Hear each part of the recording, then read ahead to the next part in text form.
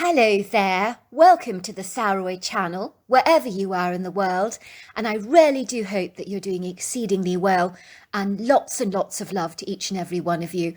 And make sure you keep yourself lovely and warm and get yourself that quintessential perfect beverage, because I've got a fabulous story for you tonight. So whether it's tea or coffee, whatever it is that you fancy, or cocoa of course, then go and get it. But before we get started, don't forget to subscribe to the channel, click the notification bell and the thumbs up. And let's get started with tonight's story. Dear Sarah and all your lovely listeners, my name is Roy and my brother's name is Keith, and we're both from Florida, which is situated on a peninsula between the Gulf of Mexico, the Atlantic Ocean and the Florida Straits, spanning over 2 time zones. We are from the Carroll Woods area in Tampa, Florida, where we were born and raised. We are both twins with very different personalities.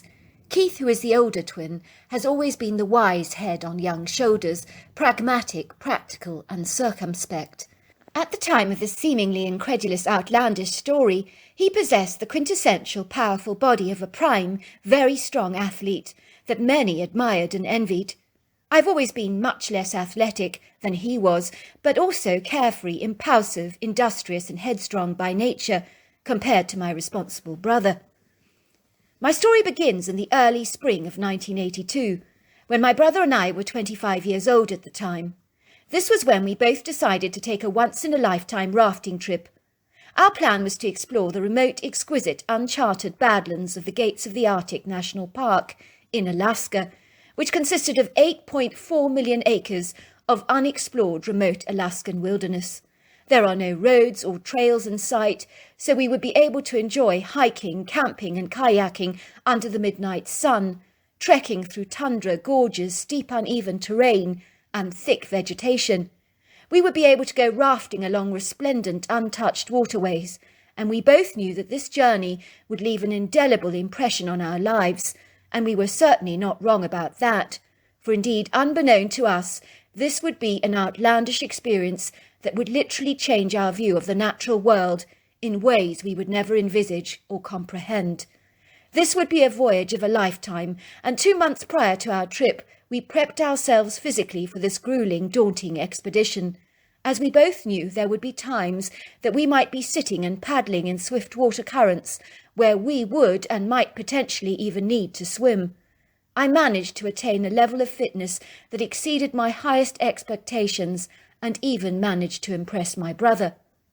Fast forward to 2 months, where my extraordinary story begins. And so there we were at last, embarking upon our dream, an adventure of a lifetime in an Alaskan bush plain, about to be dropped off in the secluded, isolated area of remote, uninhabited wilderness, far from any civilization. Our bush pilot was a congenial, friendly young man called Rob, and he commented freely that we were his first rafters he was dropping off of the season, which should have set off the alarm bells ringing in our heads, more than it actually did. "It's hard to believe that spring is already upon us," he told me, in a bright, chirpy, warm voice. "It's been an oppressive, insufferable, bitterly cold winter, and spring in Alaska is a breathtaking relief. So beautiful, especially those open prairies with their spring flowers. Mind you be careful out there, because I'm not sure all the ice has melted yet, although it should have done." "Are we really the first rafters that you've dropped off this season?" asked my brother, looking rather concerned. "Should we have held our trip back for a while?" he asked the pilot, looking ever so slightly alarmed. "Look, it's not for me to pass comment," said the bush pilot. "I've lived in Alaska my entire life. I could tell you some harrowing stories about the natural world and the unexpected surprises she can fling upon us from time to time. Nothing is ever without risk, whatever way you look at it. You just need to be judiciously careful and vigilant out there, because accidents can happen when we least expect them to. This is grizzly country, with plenty of black bears and roaming packs of wolves. You do have one distinct advantage," he chuckled. "You'll pretty much have all that river to yourself, because I think my next drop-off to these parts is in 2 days' time. So you're early birds, as the rafting season starts in a week's time." "The early bird catches the worm," I said proudly. "It'll be great to have the river to ourselves. I can't wait." My brother was twitching nervously in the plane, with an apprehensive look on his sullen face. I could tell that the news about us being the first arrivals had discomposed him somewhat. "What's wrong, Keith?" I asked him. "You look so troubled and uptight." "Don't you think there may be a good reason why people leave the kayaking a week later?" he asked. "Possibly not all the snow has melted yet." "Oh, don't be ridiculous, Keith," I told him. "It's just like Rob said. We just need to be shrewd and astute, that's all." "Do you always drop your passengers off at the same spot?" my brother asked the pilot gingerly. "Always," said Rob, landing the bushplane on the side of the lake and helping us out with all our luggage. "Have a good trip," he said. "Enjoy yourself. That's the main thing." Before long we'd packed our raft with all our supplies and began rafting down the Koyukuk River in a southerly direction, carefully following the coordinates of our map, knowing full well that we were 6 days away from the nearest town. We were bedazzled and beguiled by the scenic, picturesque, panoramic displays of sculptural, imposing, craggy outcrops, statuesque mountains, and towering Quakin aspen, cottonwood, and spruce trees. We had many spectacular sightings of bald eagles hovering above us in the sky with masterful outstretched wings that I watched in awe through my binoculars. It was so tranquil, peaceful, and quiet along the river, and with the cool breeze blowing against my face, I was feeling incredibly excited about this challenging, testing, yet inspirational undertaking. I could see that poor Keith was becoming beleaguered and aggrieved when we began to observe that there were still ice banks on the river's edge, which should have all melted by now. The sight of these unmelted snowdrifts was worrisome and problematic for him. "I'm not happy," he confided. "These ice banks should have thawed by now, and the calm water is becoming friskier and is getting significantly speedier. I'm wondering if we should head back. I think we've been premature with all our arrangements, and I'm not feeling good about this unmelted snow. Something is distinctly off about all of this. We're in the middle of the Alaskan wilderness, and we can't go taking unnecessary risks." "Are you kidding?" I piped. "Are you going to let a few little ice banks spoil our trip?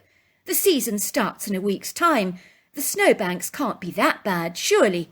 "It's not about that," said Keith. "You heard what Rob said back there in the plane. It was a bad winter this year, so nature could be behind schedule, and the thawing may be slower than it should be. It's better to be safe rather than sorry." I was unable to pass any comment, because all of a sudden all hell broke loose in a matter of seconds. That was how fast and unexpected the turn of events were, as is the case in most disasters. The choppy, powerful current of the river gathered momentum, escalating in its speed and seizing control of our raft, sweeping us down the river like a fragile, delicate paper boat. We tried our best to fight back with all our strength and might, but our physical manoeuvres were as feeble and fruitless as battered leaves floating on the surface of the water, for we were no match against this boisterous, tempestuous, turbulent current that had a fickle, capricious, and volatile mind all of its own. All of a sudden, with an almighty, thunderous crash, our raft was capsized. It smashed violently into a vast ice bank that covered the water like the tight-fitting plastic cover of a Tupperware container.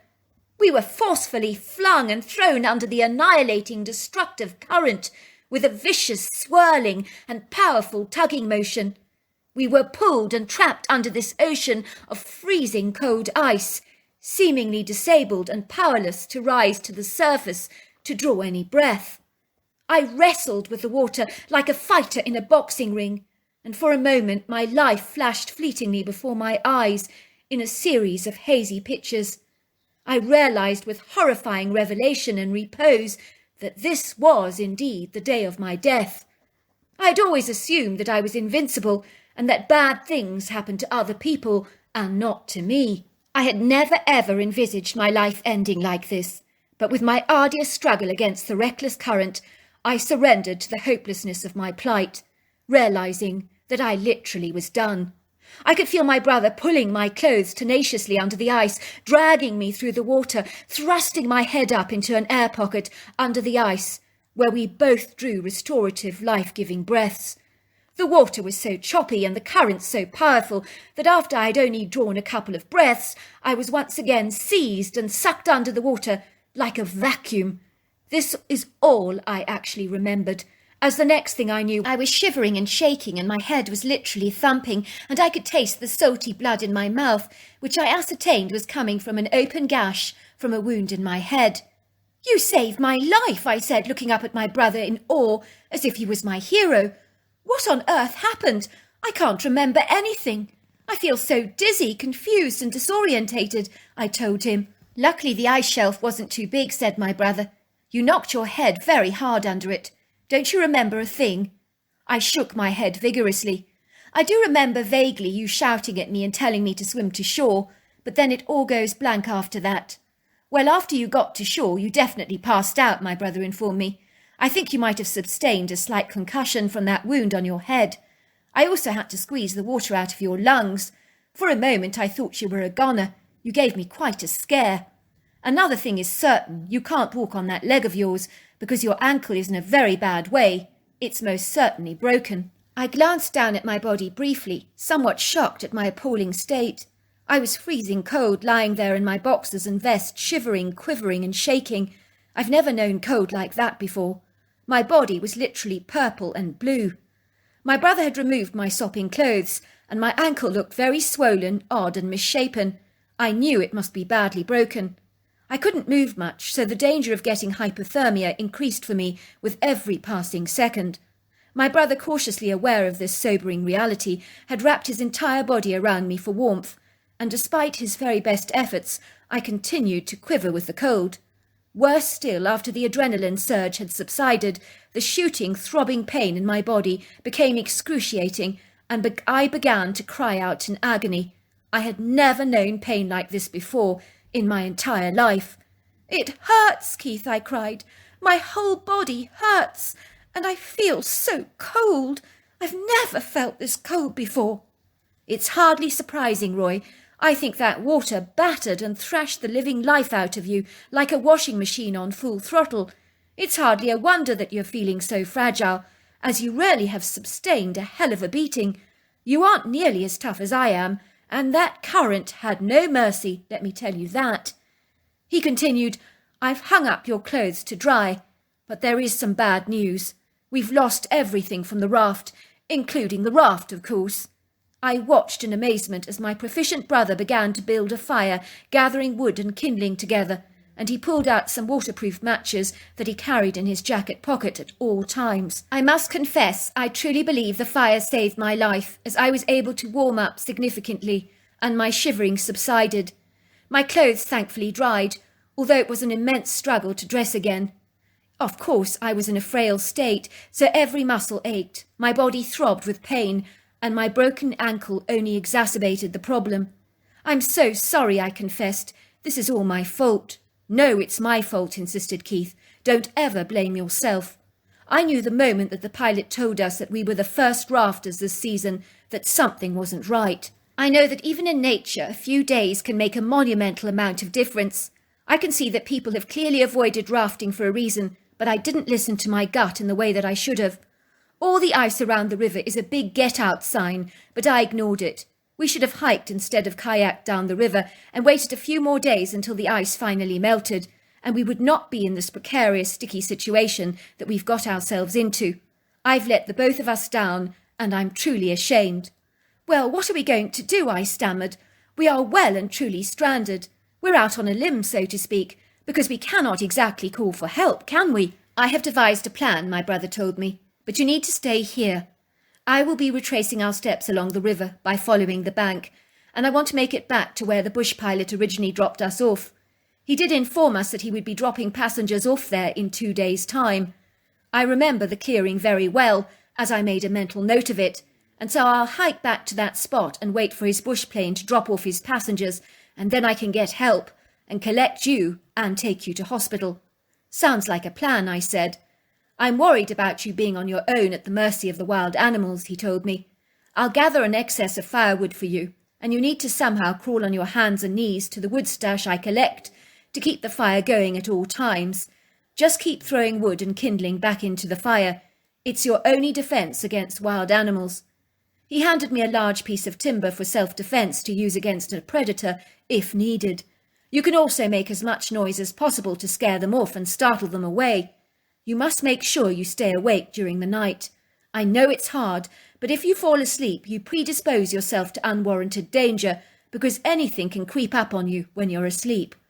I don't want you to go, I said, tears spilling down my cheeks. I don't want to be left on my own. Everything hurts, and I'm afraid of grizzly bears and wolves. My brother took me into his arms. Roy, I have to get help. We haven't got choice in the matter. I'll be as fast as I possibly can, I promise you. Be strong and be brave. I have full faith in you. I know you can do it, and I'll pray to God for help. I'll ask him to send an angel to keep you safe while I'm gone. My brother and I embraced warmly, and I watched him sadly walking away as he waved to me one last time. He was much tougher than me emotionally and physically, and even though he was my twin, he was much more powerfully built than I was. During our school years, he'd won awards for swimming and wrestling. It was hardly surprising he'd come out of this fiasco with only a few scratches to show for it. He had steely grit and determination, so I knew I was in great hands. But I was still fearful being left on my own to face the night with dangerous, perilous predators lurking around in this rugged, uncertain wilderness. I was seated in a craggy, precipitous clearing in close proximity to a backdrop of quaking aspen trees, overlooking the swift current of the treacherous river, where parts of the ice bank were now breaking apart, and I could hear their cracks. I sat back against the rocky boulder to support my upper torso, watching the flames of the crackling fire, overwhelmed with feelings of total and utter exhaustion. My head was pounding and throbbing, and the pain from being pummelled and battered so vigorously and aggressively by the current had completely drained and enervated me. I noted that my fatigued eyelids were getting heavier and droopier with every passing minute, and although I tried my level best to remain awake, before I knew it, I must have fallen fast asleep. I was awoken during the night in a slightly disorientated, delirious, confused, semi-conscious state. I felt cosy and warm, and found myself covered in a bear pelt, and I noticed that the fire was burning brightly, and more wood had been replaced on the crackling flames. I think because of the bump I'd sustained on my head, I accepted all these strange, surreal, dreamlike anomalies as almost commonplace, and continued to sleep unperturbed. I woke up with a sudden start, remembering where I was, and that I shouldn't have fallen asleep. I was supposed to stay awake at all times, but I had failed miserably to keep this promise, so I was thankful to still be alive, and angry with myself for failing in this endeavour. I realised to my amazement that the morning had already broken. I could hear the pretty bird song in the valley, and the sound of the swift hazardous current crashing violently against the ice and breaking it further apart. I discovered that I was still wrapped up in a bear pelt, and that the fire was crackling away merrily in the fire pit. All this had played out in my dream, but this was no dream. It was real. I was very bewildered and startled. I looked around me in confusion, having discerned that someone was clearly taking care of me.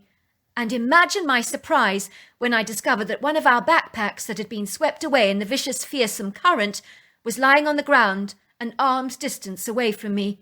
I crawled towards the backpack and unzipped it, pulling out a bottle of lemonade that I drank so gratefully. The sweetness was exactly what I needed, along with a granola bar that I ate hungrily. The sweet burst of sugar fired up my system with a satisfying contentment. Suddenly I realised someone was watching me, and then I saw her as she glided gracefully towards the fire. She was a wild woman covered in long, flowing brown hair. I watched her in awe and stunned silence as she poked away at the fire, placing more wood on the open flames. The wild woman remained quiet, saying nothing to me, but looking at me closely with deep-set, treacle-coloured eyes. I was not afraid, although I should have been, but I could sense her kindness and genuine concern for my welfare. I realised that this mysterious-looking wild woman had indeed come to my aid during the night, just like an angel. She'd placed a bear pelt over my body to keep me warm, and had kept the fire going all night. And more amazing than anything else, she had somehow managed to retrieve one of our rucksacks from the water. I marvelled at how she'd come to my aid, so generously and selflessly. As she stoked up the fire, I studied her closely, for I'd never seen a creature like her before in my entire life. I would say that there were ape-like aspects to her appearance, but the humanness to her was utterly remarkable. I noted she was very slender with small pert breasts, but solidly built with stocky muscular short legs and overlong arms, with very powerful shoulders that were easily over 3 feet in width. I would say she weighed about 500 pounds and was about 7 foot tall. Her whole body, with the exception of her face, was covered in long dark brown hair with an auburn hue that was possibly the length of a long-haired retriever. I noticed also that she had a pyramid-shaped head that folded into her shoulders seamlessly, small ears and long hair that fell neatly down to her shoulders. Her face was very feminine, and her leathery skin was a greyish colour, with a wide flat nose, slender mouth and deep furrowed brow ridge. Yet even today I marvel at her humanness that was quite unfathomable. The wild woman pointed towards my waterproof backpack and began to pull out some of the items, and when I reached out with my hand, she immediately placed the item next to me, as she recognised that I wanted this and I didn't want that. I pointed to the pot and also to the river, and she immediately understood my request, for she appeared intelligent and discerning, anticipating all my needs. She obediently went to fill the pot for me with water from the river, and I was able to make myself some coffee thanks to all her help, as I found sachets of coffee and sugar in my backpack.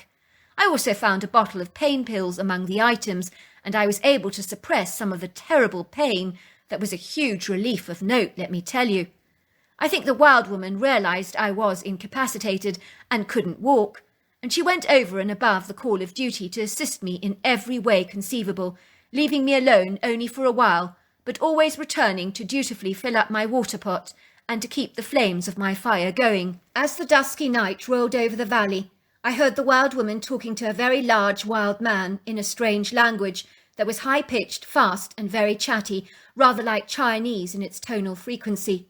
It sounded as if she was dishing him out a long stream of orders that she wished for him to obey. He towered over her and was possibly 10 foot tall and Herculean in size and width.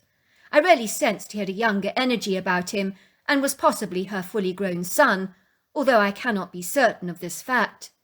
If I was to encounter this intimidating hairy giant in the wilderness, I would run for my life, because he looked fierce, imposing and dangerous, but I knew he was eager to do the female's bidding, and looked upon her with great respect. He did give me a fleeting glance, and the once over with his deep-set, dark, treacle-coloured eyes, that also registered a kind concern for me.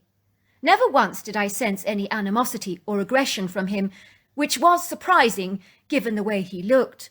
Before long he was standing not far away from me, much like those soldiers outside Buckingham Palace, with their black busbies on their heads, not moving a single muscle, and standing very still. I sensed he was on guard duty, and that she had asked him to watch over me during the night, to protect me from any wild animals. I can assure you, I doubt anything would have come close to him. The female kept attending to me during the night, and even brought me a large fish which I cooked in my pot and ate, and I have to admit it was delicious. I would like to point out that never once did I ever discern any unpleasant smells or body odours from these creatures, who actually just smelt like the forest. They were not repugnant, as described in many reports from witnesses. Fast forward to a day or so, although my sense of time was exceedingly warped and displaced, that was when the sound of a bush plane was heard roaring above me. I heard the female critter cry out with a jubilant whooping sound, as she was so delighted that help had finally arrived for me. I could sense she was absolutely thrilled for me. I watched her gliding into the wood green on her short, powerful legs, but she did seem to nod at me, as if she was actually saying goodbye, and I returned the favour. I never saw her again, although I did sense her watching us from between the quaking aspen trees. I called after her, "Thank you, wild woman, thank you, you saved my life." The bush plane landed and Keith climbed out of the plane eagerly. He came running towards me, and we embraced like two brothers who came so close to losing each other. We were over the moon to be reunited again. I could feel the emotions bubbling up inside me as I realised in that moment how much I loved and adored my brother, and how grateful I was that we were both alive, as things could have turned out so differently for the both of us. We held each other for a long while, and sobbed with relief and total joy. "Thank God you're alive," he said. "I was so worried about you. I kept praying to God that he would send you an angel to watch over you. With that head injury of yours, I was absolutely terrified that you might pass out during the night. In truth, I wasn't altogether sure that I would find you alive." Keith's eyes suddenly glanced towards the fire, and my open backpack, and the pot of water. "I don't understand," he said. "Where on earth did you get the backpack from? It was submerged by the water and swept away by the powerful current, and in your state, you could have never retrieved it from the lake on your own." "Is someone here with you?" he asked, looking around the immediate vicinity. "Well, your prayer was answered," I told him. "A hairy angel came to my rescue, but I do not know who or what she was. But I will fill you in on the details later," I assured him.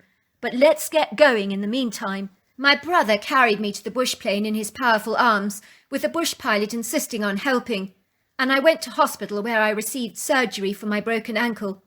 Even to this day he blames himself for the accident we incurred, although I know that if it were not for my impulsive, enthusiastic determination, we may have held back the kayaking for a few days and would never have experienced such a peculiar sequence of events where we became submerged by a table of ice that potentially almost cost us our lives. In truth, I never ever believed I would share my story with anyone, because it is a deeply personal, intimate account for me that has impacted my life in a poignant, tangible way.